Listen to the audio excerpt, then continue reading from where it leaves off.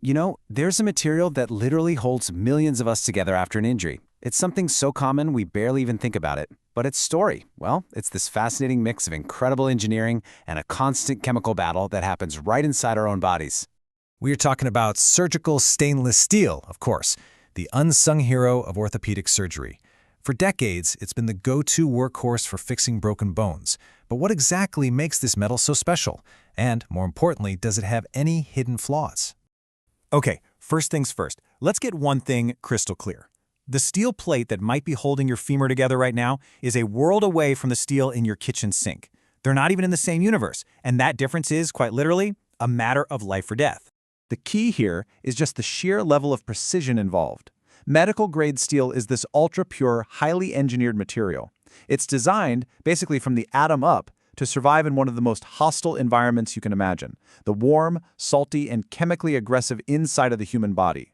And it's been a worthy candidate for a very long time. This isn't some new experimental tech. This is a proven, reliable tool that has made modern orthopedics what it is today, all thanks to a very specific set of properties. So what gives this metal its medical superpowers? Well, it's not just one thing. It's actually a combination of its chemical makeup and a really meticulous manufacturing process. The star of the show is an alloy called 316 LVM. That L stands for low carbon, which is absolutely crucial for fighting off corrosion. Then you've got chromium, nickel, and molybdenum added in to make it tough and resilient. And get this, retrieval studies estimate this one alloy makes up nearly 60% of all surgical implants in the US. That's huge. Now, turning this raw metal into a life-saving device is an incredibly precise process. Every step is critical. First, vacuum melting gets rid of impurities that could become weak points. Then, forging aligns the metal's internal structure to resist breaking under stress. Electropolishing creates this mirror-smooth surface. And finally, pacification gives the implant its chemical armor, a super important protective layer. So after all that work, what do you get? You get a material with this incredible combination of talents. It's strong enough to bear our weight, but it's also ductile, which means a surgeon can actually bend and shape it during an operation to perfectly fit your bone. On top of that, it's biocompatible and pretty cost-effective, which is why it has such a fantastic clinical track record. But, like any hero, stainless steel has an Achilles heel. And ironically, its greatest strength, that incredible strength we were just talking about, is also its biggest weakness.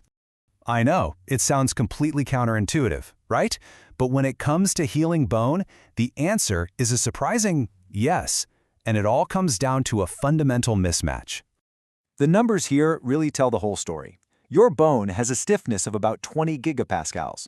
Stainless steel, it comes in at 200 gigapascals. That means the implant is about 10 times stiffer than the bone it's supposed to be helping. So what does that mean?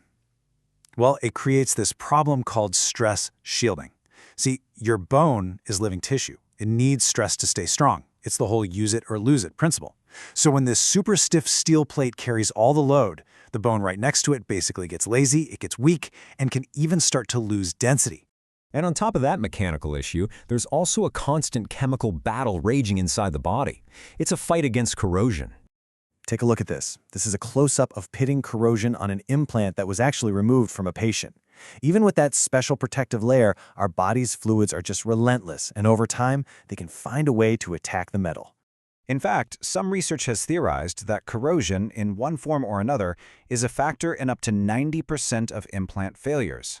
That's a staggering number. It just goes to show you how challenging our internal biological environment really is. So how does this corrosion happen?